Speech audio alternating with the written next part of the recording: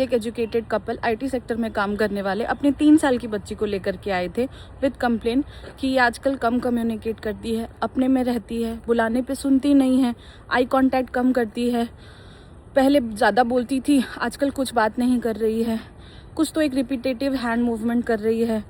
तो डॉक्टर साहब, क्या हमारे बच्चे को ऑटिज़म है? तो पहले समझते हैं ऑटिज़म स्पेक्ट्रम डिसऑर्डर क्या होता है। DSM-5 क्राइटेरियाज के मुताबिक बच्चे में 2 मेन चीज़ें होनी चाहिए। पहला, सोशल कम्युनिकेशन स्किल में प्रॉब्लम, और दूसरा रेस्ट्रिक्टिव रेपिटेटिव बिहेवियर। पहले पॉइंट को अगर इलाबोरेट करें तो बच्चा सोशल इमोशनल रेसिप्रोसिटी नहीं कर पा रहा, जैसे बैक एंड फोर्थ कम्युनिकेशन नहीं कर पा रहा, और रिलेशनशिप मेंटेन नहीं कर पा रहा, और नॉन वर्बल कम्युनिकेशन जैसे कि आई कांटेक्ट हुआ, जेस्चरल कम्युनिकेशन हुआ, ये नहीं कर पा रहा।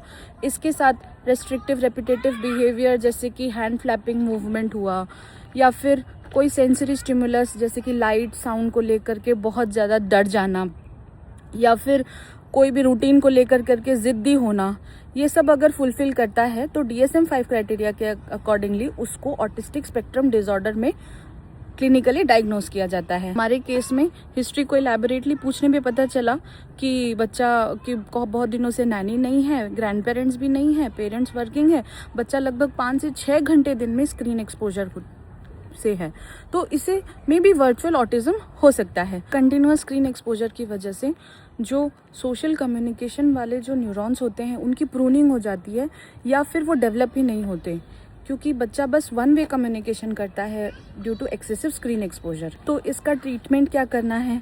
सबसे पहले तो complete cessation of screen according to IAP और अमेरिकन एकेडमी ऑफ पीडियाट्रिक्स भी 2 साल से छोटे बच्चों को बिल्कुल नील स्क्रीन टाइम होना चाहिए।